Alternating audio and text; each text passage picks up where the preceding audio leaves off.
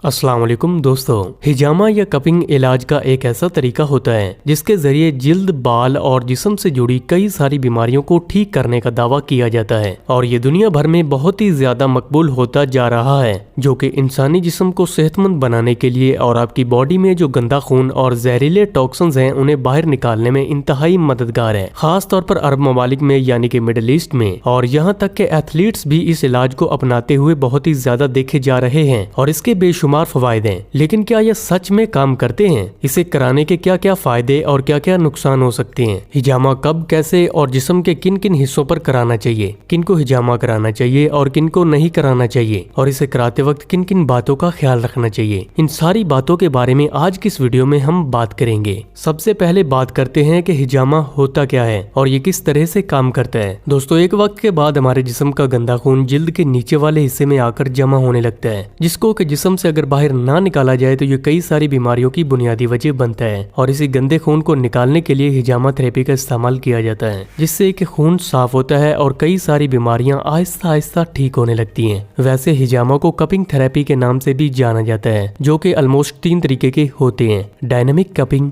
Dry cupping और wait cupping. बुनियादी तौर पर डायनेमिक कपिंग जिस्म में मसल स्ट्रक्चर को सॉफ्ट बनाने के लिए और ब्लड सर्कुलेशन को बेहतर बनाने के लिए किया जाता है। ड्राई कपिंग के प्रोसेस में कप के अंदर वैक्यूम बनाया जाता है, जिससे कि आसपास वाले गंदे खून को कप के नजदीक जमा किया जाता है। और वेट कपिंग के मरहले में जिल्द पर हल्के हल्के कट लगाकर इस गंदे खून को बाहर निकाला जाता है। दरअसल हिजामा ड्राई कपिंग और वेट कपिंग का एक कॉम्बिनेशन है, जिसमें पहले ड्राई कपिंग के जरिए गंदे खून को कप के आसपास ट्रैप किया जाता है और फिर हल्के हल्के कट लगाकर इस खून को खींचकर बाहर निकाल दिया जाता है। अब यहाँ पर 3 अहम सवाल ये पैदा होते हैं कि हिजामा कराने के क्या क्या फायदे हो सकते हैं। क्या इसे कराने में दर्द भी होता है? और स्किन पर कट लगने की वजह से निशानात को मिटने में कितना वक्त लगता है? दोस्तों, हिजामा कराने के अनगिनत फायदे हैं जिन्हें गिनकर बिल्कुल भी नहीं बताया जा सकता, क्योंकि जिस्म की ज्यादातर बीमारियां खून में गंदगी जमा होने की वजह से ही शुरू होती हैं। और हिजामा कराने के मरहले में जिस्म के अंदर से गंदे खून को खींचकर बाहर निकाल दिया जाता है, जिससे कि जिस्म में हल्केपन का एहसास होने के साथ साथ कई सारी बीमारियां भी आहिस्ता आहिस्ता ठीक होने लगती हैं। जहाँ पर दर्द और जिल्द पर आए निशानात का सवाल है, तो यहाँ इस बात का समझना जरूरी है कि हिजामा के मरहले में कट्स जिल्द के ऊपर वाले हिस्से पर लगाए जाते हैं, जिससे दर्द भी बिल्कुल ना होने के बराबर महसूस होता है और कट्स के निशानात भी ज्यादातर 1 हफ्ते के अंदर ही खत्म हो जाते हैं। अब बात आती है कि हिजामा किन लोगों को कराना चाहिए और किसे नहीं कराना चाहिए। दोस्तों, वैसे तो मर्दों और खवातीन दोनों में ही पूरी तरह से सेहतमंद रहने के लिए इंसान अपनी बॉडी को डिटॉक्स करवाने के लिए ही हिजामा करवाते हैं, क्योंकि वक्त के साथ साथ हर किसी के खून में गंदगी और जहरीले मादे जमा होते ही जाते हैं, जो कि बाद में कई सारी बीमारियों की भी बुनियादी वजह बनते हैं। लेकिन खास तौर पर जिन लोगों में जिल्द से जुड़े मसाइल जैसे कि एक्नी, पिंपल, एक्जिमा,